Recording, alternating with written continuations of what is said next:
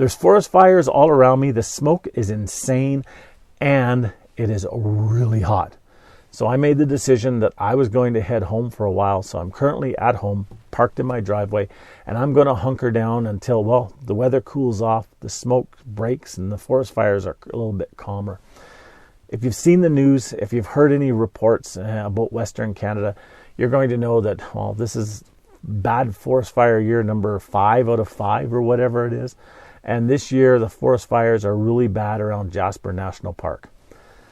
And it just so happens that I like going between Banff and Jasper on the Icefield Parkway. So I had planned this year to go up there and do some kayaking, to do some hiking, and that's just off my list completely until things calm down. It's just not worth it.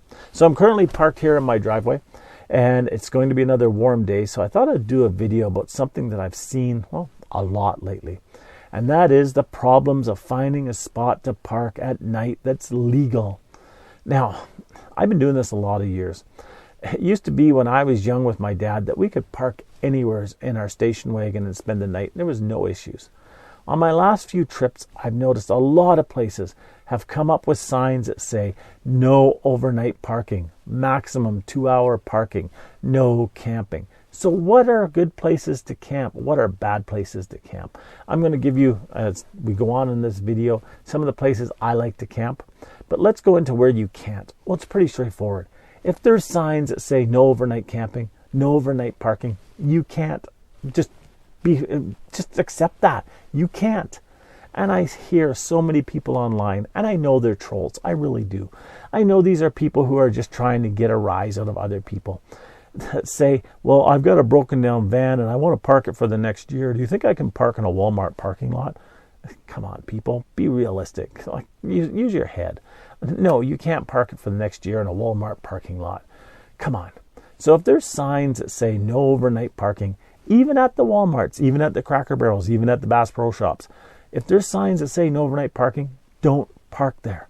Just be honest with yourself. If there's residential areas that say no overnight parking, you can't park there. Now, there's a lot that you can.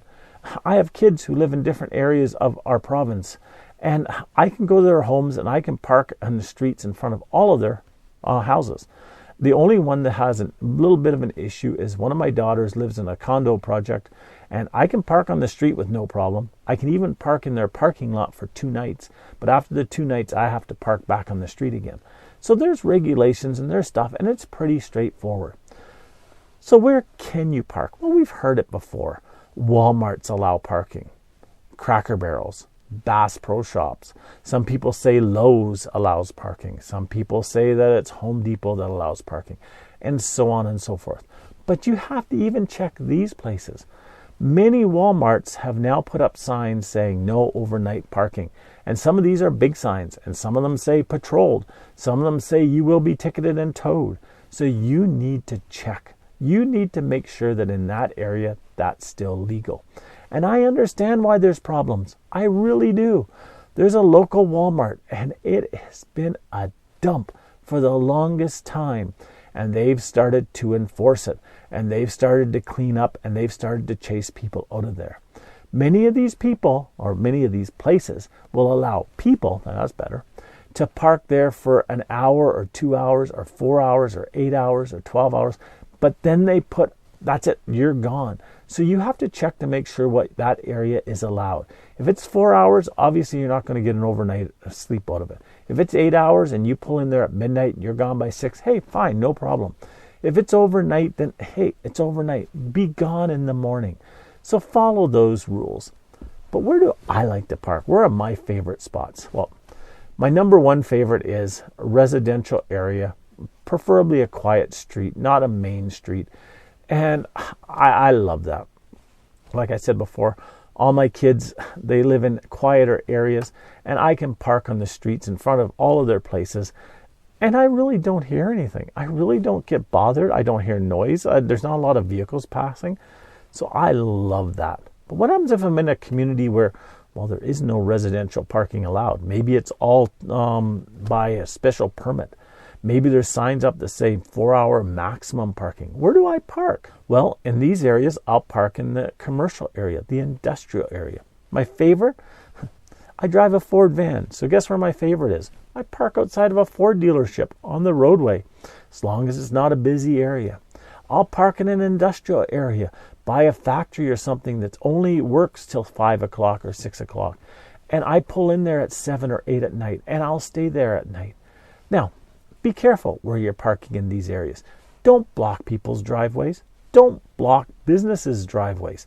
I see that constantly around where I have my business. We have a big company that does a lot of shipping and receiving, and people will park right beside the driveway that semis have to come into, and they're constantly getting in trouble because of it. Look around before you park. If there's a driveway 2 feet in front of you, don't park there. Park so there's lots of space between you and the driveway, just in case in the middle of the night that's when their semis come to pick up or drop off. Just look around. Just be smart. Take the rules, take the regulations to heart, and then go one step further just to make sure that you're safe and that you're protected. But what happens if you do get the knock on the door? What should you do? Well, again, I've seen so many stupid comments on this as well. If you get the knock on the door, if you get somebody that's saying like you can't park there, guess what? Move. I would not open my door. I would just open a window and say yes.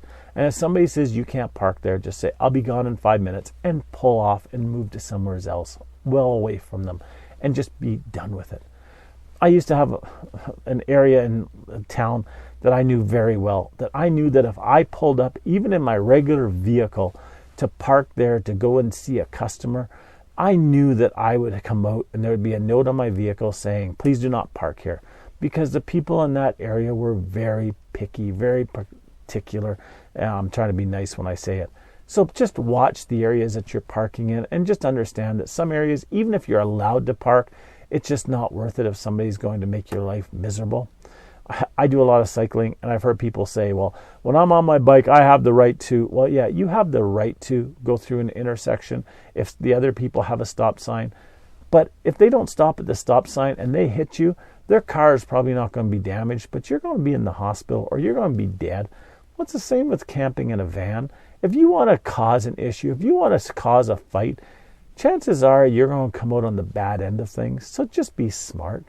So until next time, get out there, enjoy the outdoors if you can. I'm just looking outside and I see the smoke has moved in and things are starting to turn orange. So I'm going to go and get some chores done around my house, and we'll talk to you next time. Have a great day. Bye-bye now.